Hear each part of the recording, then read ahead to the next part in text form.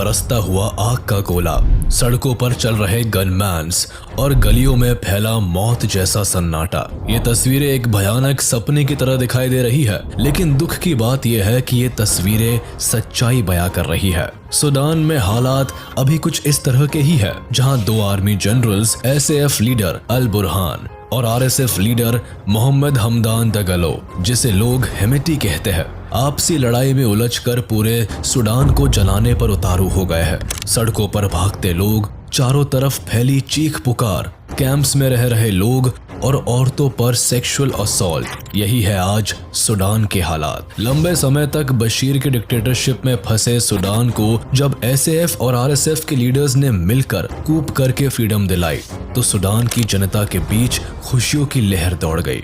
इन दोनों ही military leaders ने सूडानी जनता को डेमोक्रेटिक गवर्नमेंट देने का वादा किया, लेकिन ऐसा क्या हुआ जो आज सूडान की जनता खुशियां मनाने के बदले खून के आंसू रो रही है? दोस्त बन सूडान से डिक्टेटरशिप हटाने वाले एसएएफ लीडर और आरएसएफ लीडर आज एक दूसरे के दुश्मन क्यों बन गए हैं? इस युद्ध से पूरे विश्व में हलचल मचा हुआ है, क्योंकि सूडान इंटरनेशनल बिजनेस और क्रूड ऑयल सप्लाईज में काफी महत्व रखता है। क्या है सूडान की असली कहानी और क्यों आज सूडान एक बार फिर से सिविल वॉर की आग में झुलस रहा है? सूडान अफ्रीका के कुछ एक ऐसे देशों में से आता है जिसके पास भरपूर नेचुरल रिसोर्सेज है, लेकिन इसका फायदा सूडान कभी भी नहीं उठा पाया। यहाँ लगातार होने वाले सिविल वॉर्स ने सूडान को हमेशा से ही बदहाल रखा है। 1955 में शुरू हुआ the first Sudanese civil war, जिसे अनयानिया रिबेलियन भी कहा जाता है, 17 सालों तक चला। ये सिविल वॉर सूडान के इंडिपेंडेंस गेन करने के एक साल पहले ही शुरू हो गया था, जिसमें नॉर्थ सूडान और साउथ सूडान के लोग आपस में अपने ऑटोनॉमी और पावर रिप्रेजेंटेशन के लिए एक दूसरे को जान से मारने पर उतारू हो गए थे। यहाँ गौर करने वाली बात यह है कि 1955 तक ब्रिटिश और इजिप्शियन गवर्नमेंट ने एक साथ सूडान को अपनी कॉलोनी बना रखा था। दो गवर्नमेंट के अंदर रहने की वजह से सूडान के दोनों ही रीजन्स आपस में कभी मिलजुल नहीं पाए, और ऐसे में जब ब्रिटिश इजिप्शियन के डुअल गवर्नमेंट ने सूडान को फ्री करने की बात कही, तो वैसे ही अपने अपने डोमिनेंस के लिए इस देश में सिविल वॉर शुरू हो गया। इस सिविल वॉर के दौरान ही सूडान को इंडिपेंडेंस मिली, जिससे कि सूडान में सिविल वॉर ने और तेज लहर पकड़ ली। दोनों ही रीजन्स के फाइटर्स सूडान में अपने वर्चस्व और रिप्रेजेंटेशन को डोमिनेट करना चाहते थे, जिससे माहौल और खराब होता चला गया और ये सिविल वॉर 17 सालों तक चलता रहा, जिसमें 10 लाख से भी ज्यादा लोग मारे गए। 1972 में जब नदर्न सूडान और साउथ सूडान में युद्ध समाप्ति हुई, तब तक लाखों लोग अपने प्राण गंवा चुके थे। विधवा महिलाएं और बिन बाप के बच्चों से सूडान की सड़कें भरी हुई थी। ऐसे में न तो सिर्फ सूडान में माहौल खराब था, बल्कि इनकी उन्नति के सारे रास्ते भी बंद हो गए थे। लेकिन अभी देश में हालात सुधरते तभी ठीक 10 सालों बाद सूडान फिर से गृह युद्ध के चपेट में आ गया। भले ही एक शांति समझौते के तहत पहला सिविल वॉर खत्म हो गया था, लेकिन सही मायनों में शांति कभी सूडान में नहीं आई।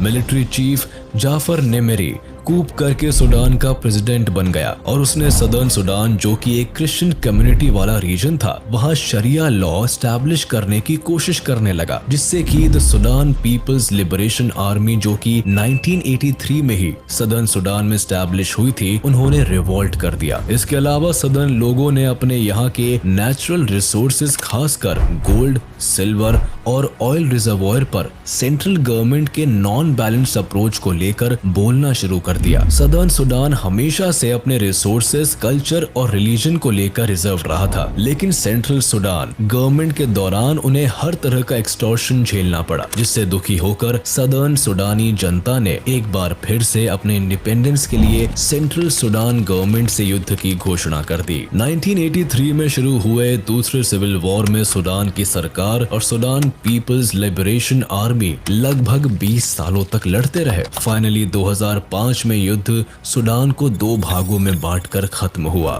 दरअसल साउथ सूडान एरिया में ईसाई कम्युनिटी की बहुलता थी और नॉर्थ सूडान में मुस्लिम कम्युनिटी की धाक बनी रही, जिसकी वजह से सूडान में कभी भी शांति का माहौल नहीं रहा। दोनों ही कम्युनिटीज अपने वर्चस्व के लिए एक दूसरे से लड़ती रही और 20 सालों की लंबी लड़ाई के बाद साउथ सुडान ने खुद को एक स्वतंत्र देश घोषित कर लिया। इस शांति समझौते के बाद 9 जुलाई 2011 को रिपब्लिक ऑफ साउथ सुडान अफ्रीकी महाद्वीप का 54वां देश बना। लेकिन सुडान को खुशियों की सौगात फिर भी नहीं मिली। दोनों देशों के बीच अब तनाव हद से ज्यादा बढ़ गया, क्योंकि साउथ सुडान में तेल के भंडार थे, जिसके छिन जाने से उत्तरी सुडान में काफी डिससैटिस्फैक्शन फैल गया था। दोनों देशों के बीच अबेई पड़ता है, जहां तेल का अकूत भंडार है। इसे लेकर ही साउथ और नॉर्थ सुडान लड़ते रहे। 2012 में फिर समझौता हुआ, जिसमें तय हुआ कि सीमा के 10 किलोमीटर के दायरे को डीमिलिटराइज किया जाएगा और साउथ सुडान तेल का निर्यात जारी रखेगा। लेकिन सुडान की लगभग 75% से ज्यादा ऑयल रिजर्व जब साउथ सुडान में चला गया, तो फिर उत्तरी सुडान में महंगाई काफी बढ़ गई। लोगों के बीच गरीबी, भूखमरी और अनएम्प्लॉयमेंट जैसी समस्याएं बढ़ने लगी। ऐसे में सुडान के डिक्टेटर उमर अल बशीर, जो कि 90s से ही सुडान को कंट्रोल कर रहा था, वो अब सुडान की हालत सुधारने में नाकामयाब हो रहा था।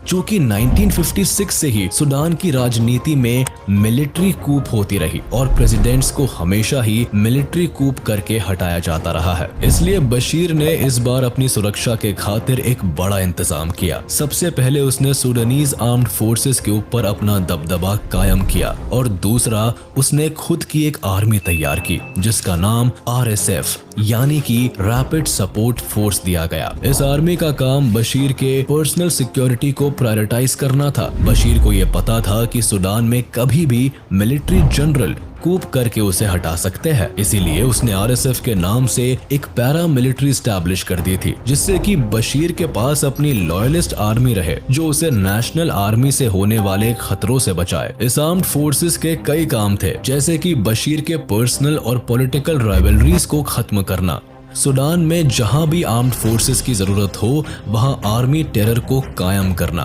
सुडान से गोल्ड की स्मगलिंग करना और जहां जरूरत हो वहां ट्रेन्ड फाइटर को रेंट पर प्रोवाइड करना। इस आर्म्ड फोर्सेस को बशीर ने रैपिड सपोर्ट फोर्स का नाम दिया था। ये पैरा मिलिट्री फोर्स बशीर की लॉयलिस्ट थी। इस आर्मी ऑर्गेनाइजेशन को हेमेटी हेड कर रहा था। एक ही देश में 2 मिलिट्री ऑर्गेनाइजेशंस बन जाने के कारण शुरू से ही सुडानी आर्मी और RSF के बीच मनमुटाव रहा, लेकिन बशीर के पैसों और काले धंधों के दम पर RSF अपने मोटिव्स पर काम करता रहा और किसी तरह से दोनों आर्मीज आपस में टकराने से बचती रही। लेकिन जब देश का मालिक ही काले धंधों में लग जाए तो देश की इकोनॉमी को कब तक बचाया जा सकता था। धीरे धीरे RSF का हेड हेमेटी अब अरबों का मालिक बन बैठा था और उनका एक ही मकसद रह गया था कि किसी तरह से सुडान पर अपना कब्जा जमाया जा सके। RSF के पावर राइज से सुडानी आर्मी की बौहें भी तन गई थी और अब बशीर के हाथों से सुडान की जनता और सुडान की मिलिट्री दोनों ही खिसकते जा रहे थे। इन हालातों में 2012 से 2019 तक सुडानी जनता ने किसी तरह से बशीर गवर्नमेंट को झेला, लेकिन 2019 आते आते लोगों ने सड़कों पर उतरना शुरू कर दिया। जगह जगह आग की लपटें उठनी शुरू हो गई। लोगों ने अब उमर अल बशीर से डेमोक्रेसी की मांगे तेज कर दी। बशीर के खिलाफ जैसे ही जनता उठ खड़ी हुई, वैसे ही RSF और सुडानी आर्मी के साथ मिलकर बशीर को गद्दी से उखाड़ फेंका और जेल में डाल दिया। अब सुडान की जनता ने राहत की सांस ली, लेकिन उन्हें क्या पता था कि बशीर का गद्दी से हटाया जाना उससे भी बड़ी मुसीबत लेकर आने वाला था। अब बशीर भले ही अपने 30 सालों के डिक्टेटरशिप को खत्म करके जेल में जा बैठा, लेकिन देश की कमान अब RSF और सुडान आर्म्ड फोर्सेस की अलायंस में जा पहुंचा। फिर SAF लीडर अब्देल फतह अल बुरहान ने RSF लीडर की मदद के जरिए खुद को प्रेसिडेंट घोषित कर दिया और हेमेटी खुद वाइस प्रेसिडेंट के तौर पर सुडान को सीधे कंट्रोल करने लगा। अब बुरहान ने USA और इजराइल और अरबिक कंट्रीज के साथ मजबूत संबंध बनाने की कोशिश की, जिससे कि सुडान में एड्स, मिलिट्री सपोर्ट और डेवलपमेंट इनिशिएटिव्स बाहरी देशों से आ सके। अरबिक कंट्रीज के साथ तो ठीक था, लेकिन इजराइल और USA जैसे देशों से संबंध बनाने के लिए सुडानीज गवर्नमेंट को डेमोक्रेटिक रास्ता अपनाना पड़ता, जिसके लिए उन्होंने 2019 में ही TSC यानी कि ट्रांजिशनल सोवर्निटी काउंसिल स्टैब्लिश की, जिसे एक फेडरल गवर्नमेंट के तौर पर प्रोजेक्ट किया गया। इस गवर्नेंस में ये दिखाया गया कि सूडान की गवर्नमेंट सिविल पॉलिटिकल लीडर्स और मिलिट्री लीडर्स के कोएलिशन से चल रही है और बुरहान ने खुद को इस पार्टी का चेयरमैन बताया और हेमेटी को वाइस चेयरमैन, ताकि इन दोनों को खुद को सूडान का लीडर बताते हुए कोई प्रॉब्लम नहीं हो। इसी बीच बुरहान ने यूएसए, इजराइल और गल्फ कंट्रीज के साथ अच्छे रिश्ते बना लिए, लेकिन तब उन्हें ये लगने लगा कि उनका एक्सेप्टेंस अब बाहरी लीडर्स कर चुके हैं, तो टीएससी में सिविलियन पॉलिटिकल पार्टी की अब कोई जरूरत नहीं है। इसीलिए टीएससी के मिलिट्री लीडर्स ने सिविलियन लीडर्स को खत्म करना शुरू कर दिया और फाइनली 2021 के अक्टूबर में टीएससी ने सिविलियन पॉलिटिकल लीडर्स को बाहर का रास्ता दिखा दिया। अब यहाँ पर समझने वाली बात यह है कि टीएससी जब फॉर्म हुई थी तभी ये शर्त रखी गई थी कि ये फेडरल गवर्नमेंट सिस्टम सिर्फ 3 साल और 3 महीनों के लिए रहेगी, जिसमें 21 महीने तक मिलिट्री लीडर्स देश को लीड करेंगे। उसके बाद 18 महीने सिविलियन पॉलिटिकल पार्टी के नेता